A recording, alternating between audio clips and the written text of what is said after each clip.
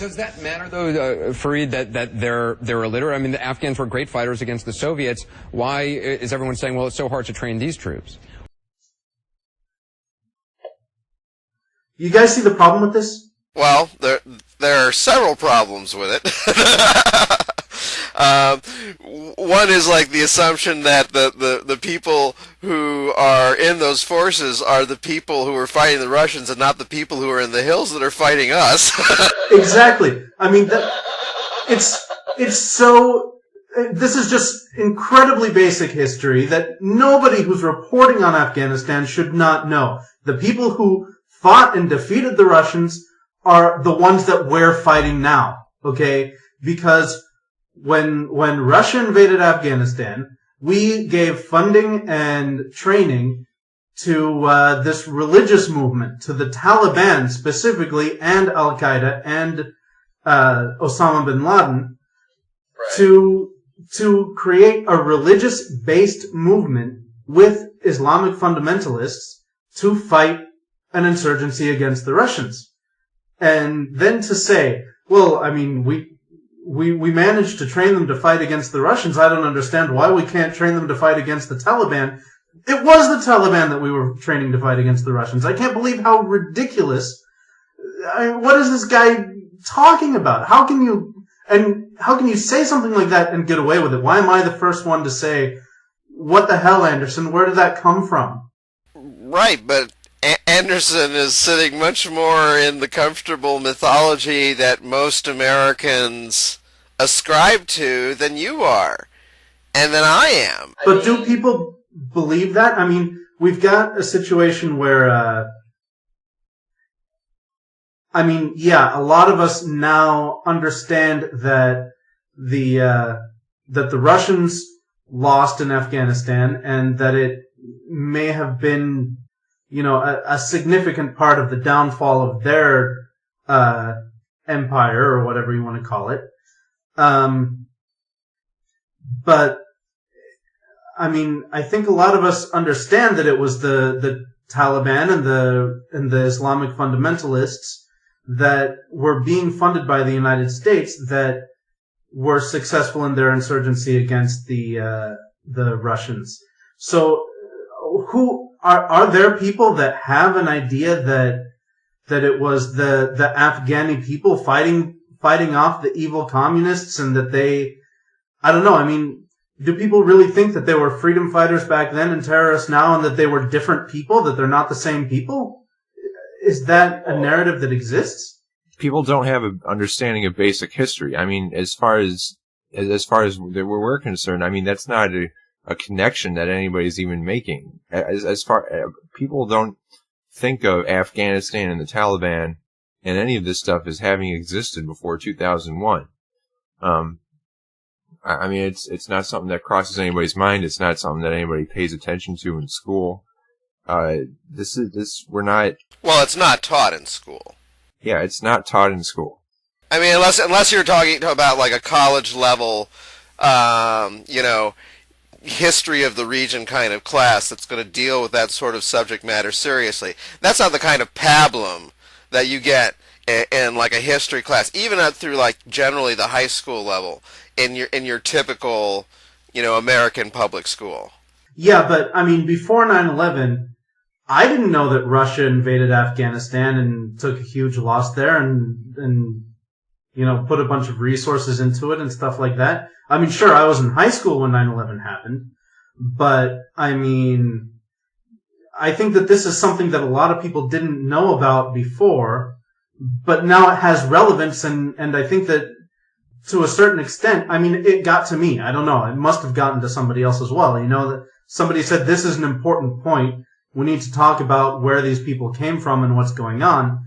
And I know that everybody's not going to come to understand that, but I mean, shouldn't people know this by now?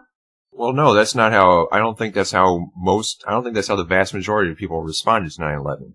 Rather than responding to it in a rational way, saying, oh, gee, let's look at the history, blah, blah, blah, blah. No, most people didn't open a history book because of 9/11. They took it as a personal attack, and they responded with psychological defense mechanisms. and in mass. I mean, that's what our whole retaliation and lashing out to the Middle East was all about. It's a reaction to the terrorism by shutting off irrational mechanisms of thought. Yeah, but it's not like I didn't crack open a history book to find this out. This came through some form of media. Yeah, but not CNN. I don't remember. It's like the thing that always matters about the media, and the reason why the media stinks right now is not that you can't get information, because that's how kind of we maintain the illusion of a free and open democracy. Information can get out. There's nothing that prevents you from releasing a big story and getting a big scoop. But you know what happens is it just drowns. It drowns before it gets to that tipping point where it affects public opinion. And, something else gets, just sucks up all of that attention that should be being paid to that. Like, the Tiger Woods story. That's a huge story. It's going to have a big, long life. I was hoping we'd get through the episode without talking about Tiger Woods. It's about human frailty. It's about a big star.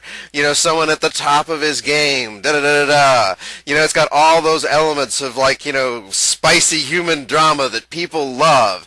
And that story is just going to just go and go and go and go and go, and it's going to swallow so many other much more important things. And when I say important, I don't mean like me defining things as important. It's like things that will have broad implications for people's lives, no matter what side of the issue that they're on. And they're just not going to get the information because things like that suck it up. And, wildly important news never gets widely reported. It creates a bit of a stir. It'll get digs. It'll get to the top of dig, but getting to the top of dig isn't really cracking the psyche of the nation. That's not something that really, in the broad scheme of things, is important. Not in the way that, something that would be the topic du jour on Fox, where everybody has to talk about it that day. Du jour is French for of the day. Yeah, sorry. I know I'm being repetitive there, but the whole idea is that... I did not actually know that. See, you learn on this show. They have so much power because they emphasize that message, and just by themselves, they can give so much power to something and make an impact. So you have people at the New York Times saying, well, we really felt bad in this last quarter because we weren't really responding well enough to some of the stuff that Fox had out there, and they were really ahead of us on a few things. We need to do a better job of picking up on them when they're right. And it's like, what? What? What? Okay. So we're pretty much in agreement about this stuff. Well, I mean, none of us actually stated our opinion on the 30,000 troops going to Afghanistan, but I think it's pretty obvious. Well, I'm essentially anti-war, and I don't think there's any point to what we're doing in Afghanistan. And I already did a video where I kind of explained that I didn't think there was anything that we were accomplishing there. So, 30,000 more, I think it's going to make everything worse because we're making everything worse. Yeah. And yeah, I didn't even want to spend too much time in this topic. One thing I did want to mention, though, Barack Obama did campaign on a platform of focusing more on Afghanistan and less on Iraq. And let me tell you, I know what's going on in Afghanistan today, and I feel like I don't know what the hell is going on in Iraq. It's kind of feels like the inverse of the case sort of toward the end of Bush's presidency, when the big focus was on Iraq and we didn't really know what the hell was going on in Afghanistan. Well, I mean, I think we have a large enough force there that we're making our presence known, and we're trying to influence the government. And I mean, maybe we will withdraw all those forces. I don't even know at this point. My feeling about Afghanistan in general and Obama, campaigning on that is, he's let me down on so many other promises. Why couldn't he have done this one too? He didn't have to make good on this one. I'd rather he didn't. Yeah. Yeah. Yeah, seriously, if you had to choose one. Yeah. Blow that one.